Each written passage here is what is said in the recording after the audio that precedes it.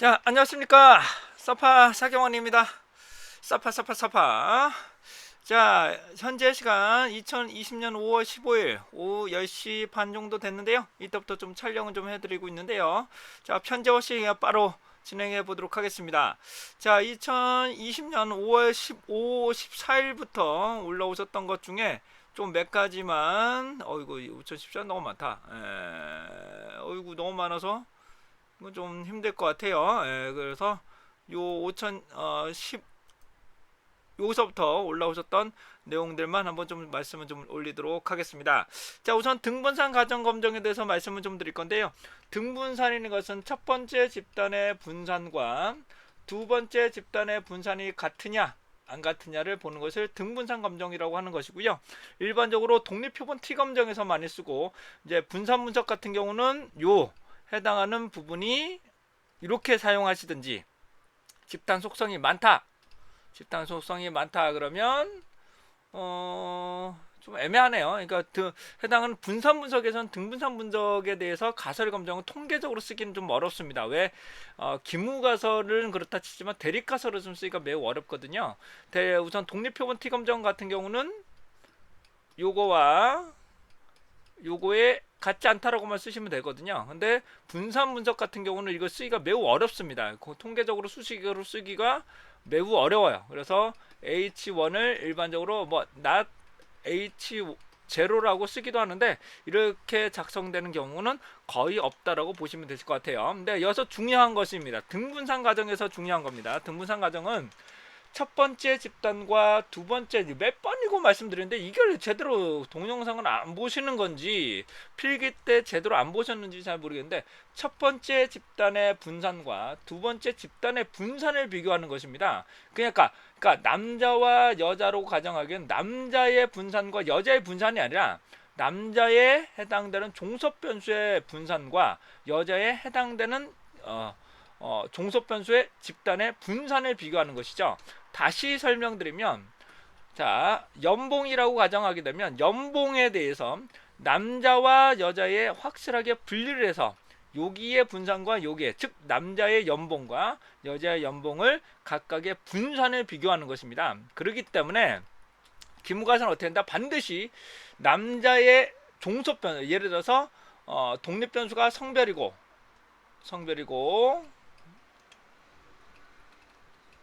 자, 종속변수가 연봉이라고 가정을 하게 되면 반드시 여기 중요한 거는 독립변수에 따라서 연봉이죠. 그렇기 때문에 첫 번째, 이렇게만, 수식은 이렇게만 쓰셔도 됩니다. 수식은 이렇게만 쓰셔도 되지만 설명을 하기 위해서는 남자의 연봉의 분산과 여자의 연봉의 분산에는 등분 차이가 없다. 이게 기무가설이 되는 것이고, 대립가설은 남자의 연봉의 분산과 여자의 연봉의 분산 간에는 차이가 있다 라고 설정을 하시면 되시겠습니다. 또한 단측 검정과 양측 검정이 나타나시는데, 저 역시 도서에서 약간의 좀 실수가 좀 있었습니다. 그것도 있고, 우선 다시 한번 말씀드리지만 우선은 양측 검정이라면 뮤1과 뮤2는 같다, 뮤1과 뮤2는 같지 않다가 해당되는 기무가설과 대립가설로 설정할 수 있습니다. 양측 검정의 경우는. 그런데 단측 검정일 경우는 우선은 기무가설보다는 대립가설을 먼저 한번 살펴보시는 게 좋습니다. 높다라고 가정하면 뮤1에 비해서 뮤2가 높다라고 가정을 하게 되면 이쪽이 높은 거겠죠. 이쪽이 높은 거겠죠. 그렇다면 어떻게 된다? H0는 기본적으로 뮤1과 뮤2는 같다는 무조건 포함을 해야 되고요. 요 반대쪽인 요 부분도 포함을 해주시는 것이 좋습니다. 근데 단측 검정의 경우는 요거는 좀 논란의 소지가 좀 아직도 좀 있습니다. 그래서 여러 가지 논란이니까 단측과 양측 부분에서도 양측을 먼저 하고 단측을 해야 되기 때문에 무조건 단측하는 것은 올바른 방법은 아닙니다. 그렇기 때문에 단측 검정은 여러 가지 오해 소지가 있으므로 이렇게 통계적 수식을 같이 쓰는 경우는 그렇게 많지는 않습니다만은, 그래도 쓰라고 그러면 해당하는 부분은 크다, 작다를 모두 다 포함하는 것이 좋을 것으로 보여줍니다. 근데 여기서 중요한 거는 크다, 작다. 다시 차이가 난다는 것은 양측 검정이고, 크다, 작다. 다시요.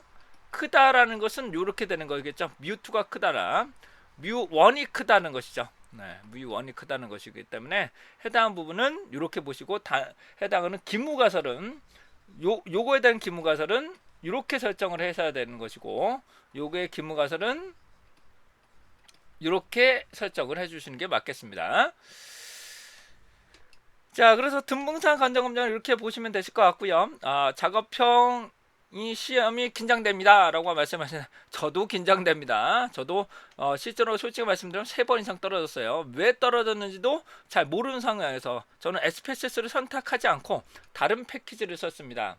뭐 국산화라고 해서 제 나름대로 뭐 해당되는 뭐였더라, S링크, 그거 썼습니다. 근데 오류가 많아요. 이게 생각보다 클릭을 하게 되면 다른 데서 오류가 아예 다운되거나 그럴 경우가 상당히 많고, 두 번째 방법은 절대로 구할 수 그 당시에 구할 수 없던 게 RCK였을 겁니다. 제 기억으로는. 그런데 이걸 구하라고 문제가 나왔어요. 그런데 이 소프트웨어 회사에서 이거 절대로 구할 수 없다라고 했는데도 그 문제가 그냥 틀렸습니다. 그러니까 그냥 SPSS 쓰세요. 그냥 SPSS 쓰는 게 가장 좋다는 것을 말씀드리고 가도록 하겠습니다. 자, 이원 배치 분석 가사의 수식은 거의 안 나옵니다. 이 역시 공상하기가 매우 어렵고, 이원 배치 분석은 크게 3가지로 나오죠. 첫 번째의 기무가설, 두 번째의 기무가설, 가장 중요한 거는 2개의 교호작용이 없다가 되는 것이죠. 대립가설은 교호작용이 있다가 되는 것이고요. 있다라고 나오는 것이고요. 그래서 요게 가장 많이 나옵니다. 그래서 수식으로는 거의 나올 가능성이 없습니다. 왜? 해당 수식을 쓸 수 있는 교수진도 그렇게 많지 않기 때문입니다. 이게 쉽지가 않아요.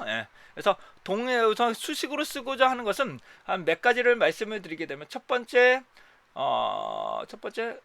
교차 분석은 단일 쓰셔야 되고요. 교차 분석은 해당하는 PIJ와 PI.과 P.J 요거 쓰셔야 되고요. 그 다음에 독립표본 T검정 같은 경우 이렇게 쓰셔야 되고요. 그 다음에 대응표본 T검정 같은 거는 뮤D가 되겠죠. 요게 될 것이고요. 분산 분석은 좀 애매하긴 합니다. 근데 기무가설은 이렇게 쓰시면 되겠다. 대립가설은 not H1이 되겠다. 이런 식으로 쓰셔도 큰 무리가 없으실 것 같고, 등분산 검정은 다전히 이렇게 쓰시면 되시겠습니다. 자, 그 다음에 상관문 이원 배치 분석은 좀 어려워요. 수식을 쓰기가 매우 어렵기 때문에 그건 좀 어렵고, 그 다음에 상관 분석은 로는 0이다. 로는 0이 아니다. 이렇게 보시면 되고, 그 다음에 뭐 거의 다 되네요. 이원 배치는 거의 안 나온다고 보시면 되실 것 같고요. 기무가설, 그 다음에 회귀 분석 같은 경우는 계속적으로 질문 나오시는데, 유의성 검정과 적합성 검정, 즉 모형의 적합성 검정과 해당되는 회귀 개설의 유의성 검정인데, 이거를 이해하시려면 솔직히 말씀드리면 회귀 분석이 통계학과에서도 3학년 과정에서 1년 과정입니다. 6개월에서 1년 과정이기 때문에 이거를 몇 시간에 이해하겠다? 그건 너무 욕심인 것 같아요. 통계학과 3년 동안 공부해도 회귀 분석을 1년 동안 공부할 만큼 상당히 어려운 과정입니다. 그걸 몇 시간에 하겠다고요? 솔직히 말씀드리면 여러분들의 대학교 그 전공 과목을 제가 단 4시간 안에 공부하겠다는 거 똑같은 겁니다. 그렇게 설명을 하시면 안 돼요. 그렇게 접근하시면 상당히 어려운 부분이고요. 해당하는 부분을 말씀드리면, 베타는 0이다. 베타는 0이 아니다. 이렇게 나오는 것이 되실 것 같고, 이건 단순 회귀 분석일 거고, 다중 회귀 분석은 이렇게 될 건데, 요 같은 경우는 다중 회귀는 최소한이라는 것이 하나가 들어가야 되겠죠. 최소한이라는 것이 반드시 들어가야 됩니다. 자, 우선 회귀 분석에는 모형을 봐야 됩니다. 회귀식의 가장 중요한 건, 모형식을 보기 위해서는 분산 분석표하고 그다음에 해당되는 R스퀘어 혹은 다중 회귀 분석 같은 거는 어드저스트 R스퀘어를 쓰죠. 어드저스트 R스퀘어를 씁니다. 여기서 참고적으로 말씀드리면, 다중 회귀 분석은 기본적으로 어드저스트 R스퀘어를 써야 됩니다. 그럼에도 불구하고 시험에서는 그냥 결정계수 쓰라면 결정계수만 쓰세요. 수정된 결정계수는 굳이 쓰실 필요는 없습니다. 시험이기 때문입니다. 저는 개인적으로는 다중회귀 분석은 무조건 어드저스트 R스퀘어를 써야 된다고 보지만, 시험이므로 시험에서 원하는 것만 하시면 됩니다. 시험에서는. 하지만 실무에서는 무조건 어드저스트 R스퀘어를 쓰셔야 된다는 걸 말씀드리고요. 그 다음에 유의성 검정을 회귀 개수의 유의성이죠. 그렇다면 우리는 회귀 분석 결과 회귀 개수과 T 분포와 그다음에 해당하는 P값을 보시고 판단을 해주셔야 되는 거고, 유의한 변수들만 가지고 회계식을 쓰시면 절대로 안 된다는 거. 네. 우선 해당되는 것을 모두 설명하시고, 해당하는 거 모든 것을 다 설명하시고, 의미가 있느냐 없느냐 이런 것을 이를 다 설명해 주셔야 될 것 같습니다. 또 회계 분석에서 이런 경우도 있습니다.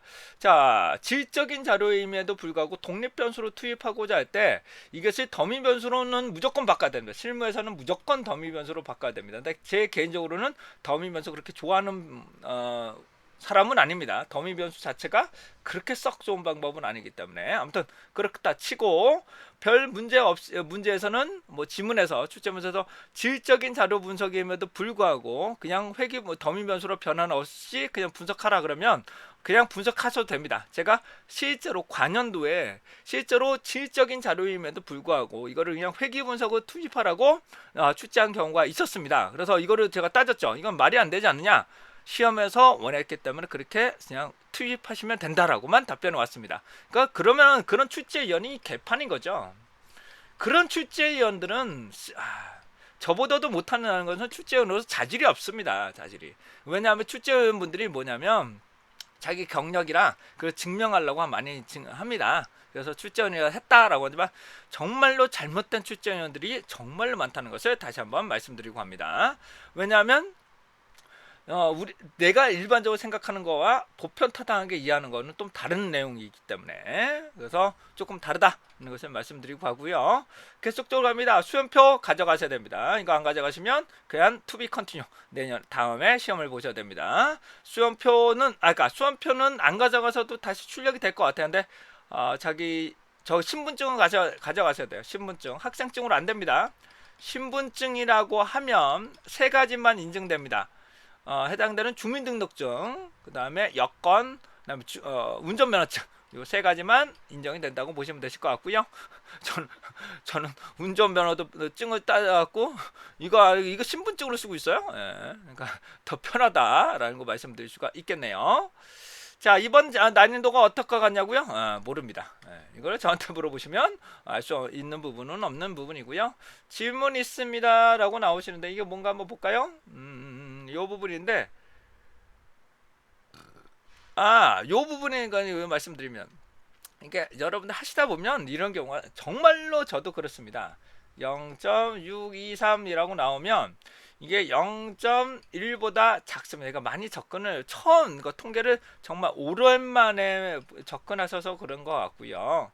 이거는 자꾸 눈에 익히셔야 됩니다. 당연히 요거보다 작으니까 기무가설을 기각하는 거죠.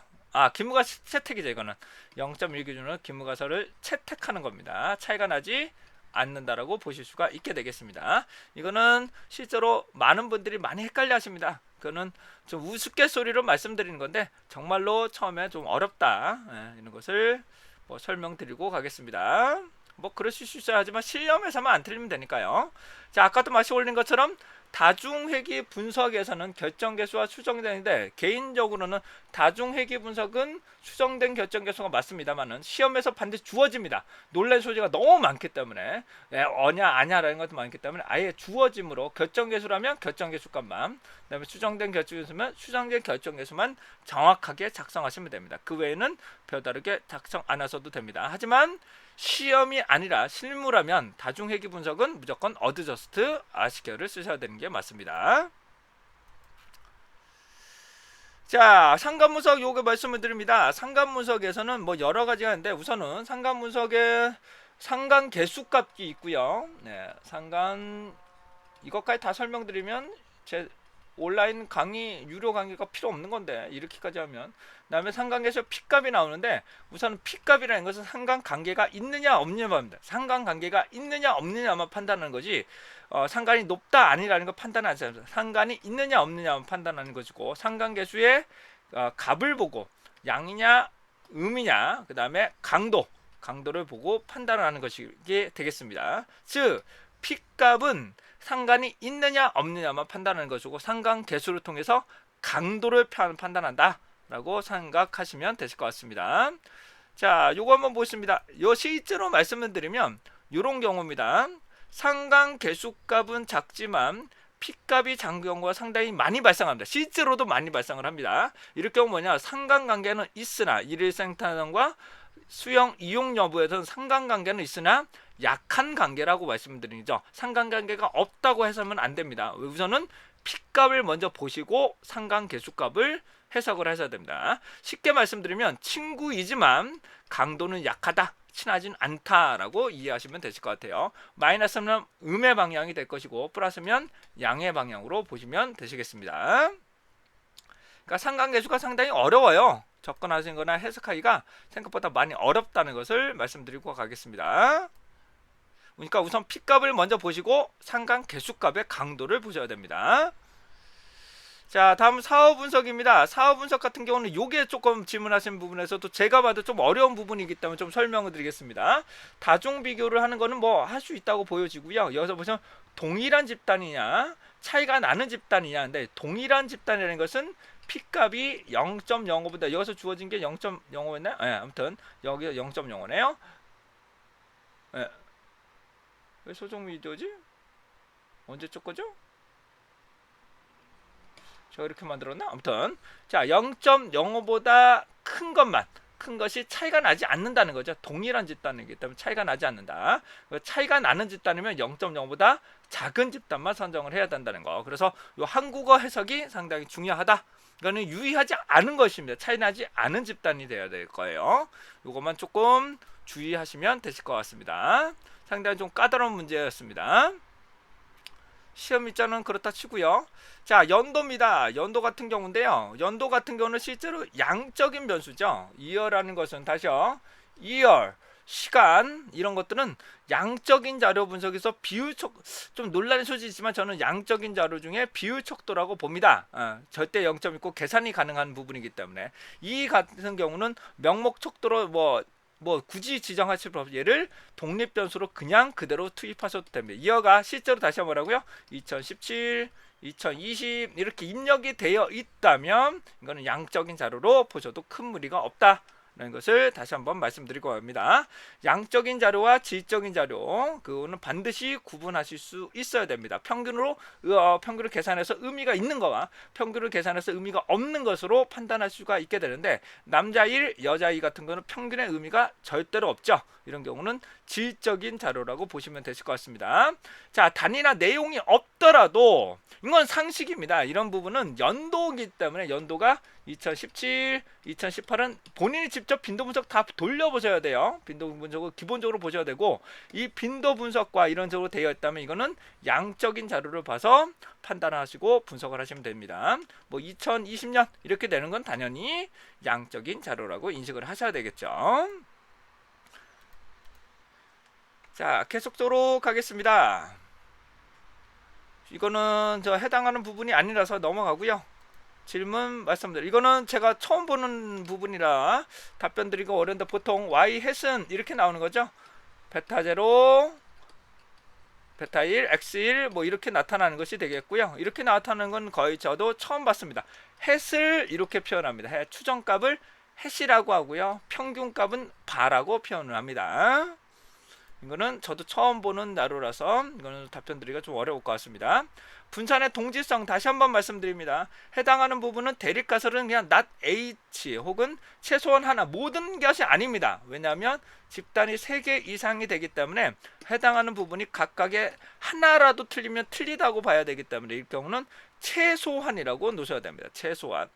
기무가설은 모든 동일하다고, 대립가설은 최소한이라고 넣으셔야 됩니다. 최소한. 변수 계산 시 평균 민이냐 단순 평균이냐. 자, 이거에 대해서는 질문 내용들은 이게 상당히 어려운데, 평균과 이거는 별도로 이거는 촬영을 해야 될 것 같은데, 이거는 여기서 요 정도로 우선 요 정도로 말씀을 드리고요. 평균과 요거는 별도로 제가 촬영을 해서 올려드려야 될 것 같습니다. 자, 우선 현재 여기까지는 요거는 별도로 말씀드릴게요. 이건 별도로 관리하는 게 좀 좋을 것 같아서 말씀을 드릴 것 같고요.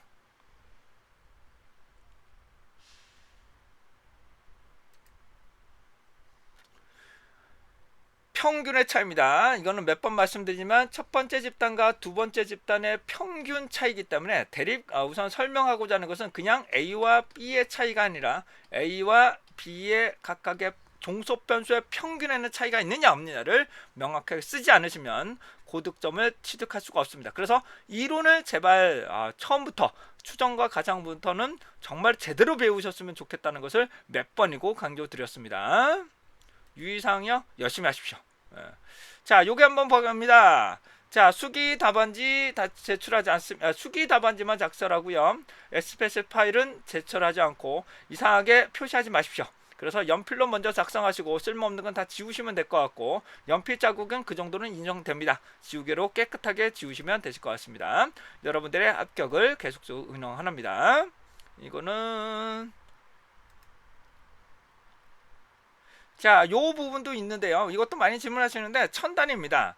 천단위 같은 거는 굳이 안 하셔도 될 것 같고 소수점만 좀 주의하시면 되실 것 같습니다. 근데 소수점 이에 이런 경우가 나타납니다. 이 사이에 뭐 이런 식으로 나타나는데 이 우선 SPSS를 결과치를 보면 이렇게 설정돼서 아웃풋이 날 수도 있는데 이렇게 하면 반드시 선행 옵션에서 반드시 선행 0을 표시해 주시는 게 좋고 해당 부분은 답은 0.241로 작성하시는 것이 좋겠습니다. 요거에 대해서는 제가 동영상으로 반드시 먼저 말씀을 드렸으니까 옵션에서 반드시 선행 0 표시를 반드시 해주시기 바랍니다. 안 하시는 분들이 아직도 계십니다. 언제까지 제가 동영상을 말씀드렸는데도 아직까지 안 되신 분들은 제가 뭐 어떻게 더 이상은 도와드리기가 좀 어려우실 것 같고요. 뭔 말인지 잘 모르겠습니다만은 자 우선적으로 변수 기무가설과 대립가설은 우선적으로는 변수명이 중요합니다. 한글로 쓰지 마세요. 한글로 쓰지 마시고 주어진 변수명으로 쓰시고 그 다음에 예를 들어서 젠더라고 돼 있다. 젠더라고 돼 있다면 뭐 연봉은 종속 변수는 뭐라고 할까요? 학력이 뭐라고 될까요? 교육연수 에두라고 가정하겠습니다. 자, 젠더별로 에두 이렇게 나타나면 기무가설은 젠더별에 따라서 에두의 평균 차이가 없다. 대립가설은 젠더별에 따라서 에두의 평균 차이가 있다라고 명확하게 쓰시는 게 좋고요. 그다음에 성별 같은 거는 주어진 코드북에 주어진 남자, 여자 혹은 남성, 여자 한번 그 정도 쓰셔도 솔직히 거기까지 아니지만 뭐 남자와 남성, 이것까지 따질 거냐 그런 것까지는 좀 어려울 것 같아요. 그런 거는 뭐 시험 출제 일하는 거 저하고 뭐 싸우자는 거죠 뭐. 필요성 판단 이런 경우도 있습니다. 이럴 경우 필요한 경우만 나오는데 여기 보시면 분산 분석 결과 P값이 0.05보다 크지 않은 경우가 많이 발생할 수도 있습니다. 그럴 경우는 그냥 사후 분석을 하지 않아도 된다는 것을 제가 동영상에서도 몇 번이고 강조드렸습니다. 사후 분석은 분산 분석 결과 F에 나와 있는 P값이 0.05보다 작은 경우에만 사후 분석을 실시하시면 됩니다. 큰 경우는 어떤다? 0.05보다 크므로 기무가설을 기각할 수 없으므로 차이가 나지 않는다. 그래서 뭐 사후 분석을 실시하지 않는다. 뭐 이렇게 쓰셔도 되실 것 같고요. 유의 확률은 다시 한번 말씀드립니다. 추정돼서 한 것이 아니라 반드시 모든 것을 다 작성을 해주시고요. 그 중에서 의미 있는 것만 다시 설명을 하는 겁니다. 만약에 하게 되면 의미 있는 것만 다시 분석하라는 것은 제 도서에 반드시 적혀져 있다. 그래서 스테와이즈냐 아니면 전진이냐 후진이냐 이런 것들은 반드시 시험 출제 문제에서 주어진다는 것을 다시 한번 설명드리고 갑니다. 회귀 분석 원래 어려워요. 예. 궁금증은 아까 다 답변 드렸던 것 같고요. 텍스트 파일 이렇게 나타나시는 거는 요 이미지상에 깨지는 선상이 나타난다면 환장이 다 안 나면 옵션에서 반드시 설정해 주시기 바랍니다. 옵션은 해당되는 옵션은 어디 있더라? 여기 보시면 여기 통합 게시글 반드시 참고해 주시기 바랍니다. 또 올라오고 있습니다. 도대체 저는 언제 자야 되느냐? 신분증 안 되고요. 자, 요거 때문에 요거는 다시 한번 좀 설명드리고 텍스트 자료는 제공됩니다. 이론 교재와 문제집 회전일 건 잘 모르겠습니다. 제 것만 보세요. 더 이상 뭐 말씀드리지 않겠습니다. 뭐 거기에 대해서는 뭐 더 이상 논란의 소지가 없기 때문에 다른 도서를 보시면서 저한테 질문하지 마십시오. 예. 굳이 제가 다른 답변해 드릴 필요가 없기 때문에. 자, 무응답이 999가라고 나타난다면 여기서 나오는 질문사항은 제가 솔직히 잘 이해가 안 되는데, 해당하는 값에 대해서는 값에 대한 설명 같네요. 이 값에 대한 설명은 다시 필요가 없고요. 결측지만 처리하시면 됩니다. 결측지만 처리하시면 되죠. 이건 값에 대한 설명입니다. 값에 대한 설명이라는 것은 1이 무엇이냐, 2가 뭐냐, 나머지가 무엇인가만 설명하는 것이지 결측치로 처리되지 않습니다. 계산식은 다 포함돼서 나오기 때문에 여기는 결측치로 반드시 무응답을 해당하는 값을 처리해 주셔야 올바른 결과치가 산출될 수 있습니다. 이것은 반드시 중요합니다. 결측치는 무조건 주의하셔야 돼요. 저도 떨립니다. 예. 이건 또 뭐죠? 제 거 쓰세요. 예. 단축 검정, 양측 검정 아까 전에 다 말씀드렸으니까 그냥 넘어가시도록 하고요. 교재요? 교재 뭐요? 이런 경우인데 2000년 미만에 대해서 한정한다면은 케이스 선택으로 해도 되겠죠. 케이스 선택으로 뭐뭐 이하인 경우만 선택할 수도 있기 때문에 케이스 선택에서 미만이죠. 미만이니까 이거 포함되지 않고 2000으로 하면 되지 않을까라는 것을 뭐 생각이 됩니다만은, 뭐 굳이 8분할만, 그러니까 8분할 하려면 요거 같은 경우는 집단을 나누는 거죠. 2000년 미만을 1집단, 2000년 이상을 2집단 놓고 얘를 그냥 8분할로 놓고 1과 2로 계산하시면 굳이 케이스 선택하실 필요 없이 결과치가 각각에 도출된다는 장점이 있습니다. 굳이 이거를 케이스 선택을 하시려면 굳이 저는 잘 모르겠어요. 왜 케이스 선택을 하자는 건지 솔직히 저는 잘 모르겠습니다. 왜 한 번에 여러 가지 결과치가 산출되는데 왜 케이스 선택을 하는지 저는 솔직히 저는 제 상식적으로는 잘 이해가 안 됩니다. 그것만 따로 추출해서 분석하거나 그거 다 되거든요. 8분할에서 왜 굳이 케이스 선택을 해야 되는지. 그리고 케이스 선택 오류가 많다는 것은 앞에서 동영상에서 몇 번이고 말씀을 드렸습니다. 제외하는 건 괜찮습니다. 제외하는 거에 대해서는 해당하는 부분은 이걸로 제외하면 되거든요. 하지만 그 외의 것들은 케이스 선택을 왜 해야 되는지 저는 솔직히 잘 이해가 안 됩니다. 예. 더 좋은 방법이 있는데, 더 좋은 방법이 있음에도 불구하고 왜 그 방법을 쓰시는지는 저는 아직까지도 잘 이해가 안 된다는 거 말씀을 드리고 가겠습니다. 이건 아까 전에 다 설명드렸으니까요. 수험표 출력하고 가셔야죠. 가서 하셔도 될 것 같아요. 없으시면 가서 출력하십시오. 별도로 하셔야 될 것 같아요. 예. 음수 표비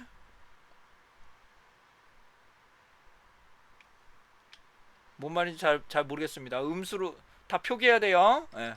다 표기하십시오. 음수하고 양수는 단연 다르기 때문에 있는 그대로 표기하십시오. 있는 그대로 표기하십시오. 예. 이건 무슨 말씀인지 잘 모르겠습니다.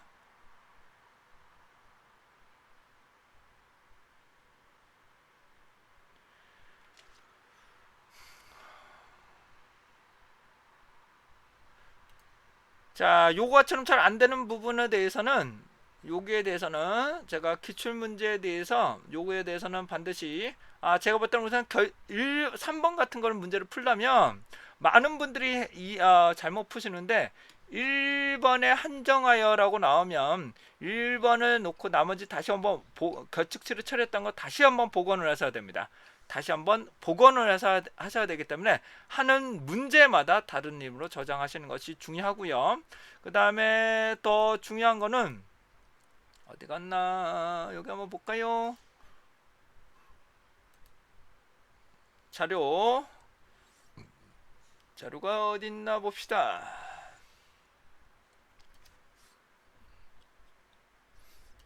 자, 작업형 기출문제를 보시게 되면 요 종합 문제가 따로 있으실 거예요. 2000년부터 여기 종합 문제 여기를 보시게 되면 첨부 파일을 보시면 해당하는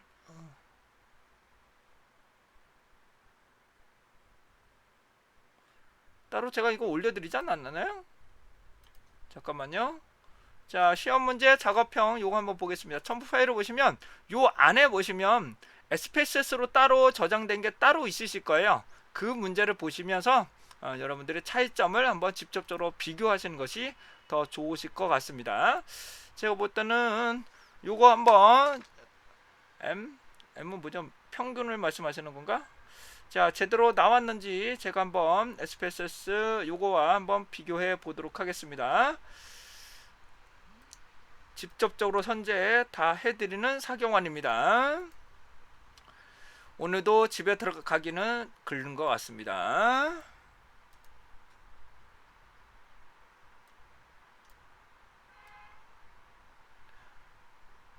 자, 파일방에서 바로 저장해 보겠습니다. 새롭게 만들게요. SPSS 사조사 놓고요. 압축 풀고 진행합니다.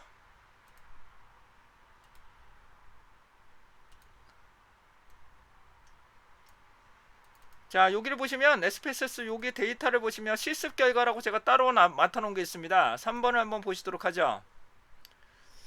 3번 한번 보시도록 할게요. 이해하고 진행하겠습니다. 자, 교측값 지정한 거에 따라서 어떤 결과치가 나왔는지 한번 보도록 하죠. 양양님을 위해서 M 요부터 진행해 보겠습니다. M은 평균을 말씀하시는 건가? 요걸 말씀하시는 것 같아요. 요걸 OP나 요걸 말씀하시는 것 같은데 제가 바로 기술 통계랑 빈도 분석 실시해 보도록 하겠습니다.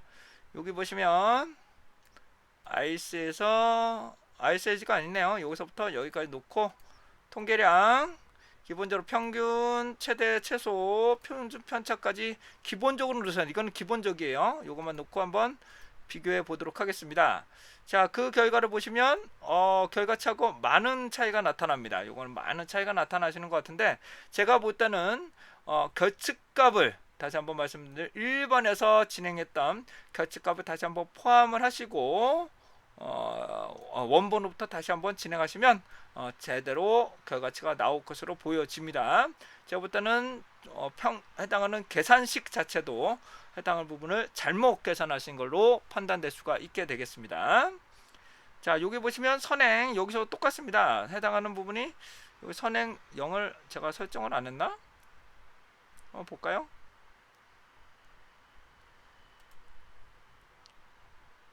여기서 요거 표시를 안 했네요. 요걸 반드시 표시를 해 주시는 게 똑같이 분석해 보겠습니다. 요 앞부분에 0이 다 표시되니까 선행 0 표시 반드시 해주시기 바랍니다. 자, 이상으로 해당하는 부분 말씀을 좀 드렸고요. 요 여러분들의 합격을 응원해 드리도록 하겠습니다. 여러분들 합격!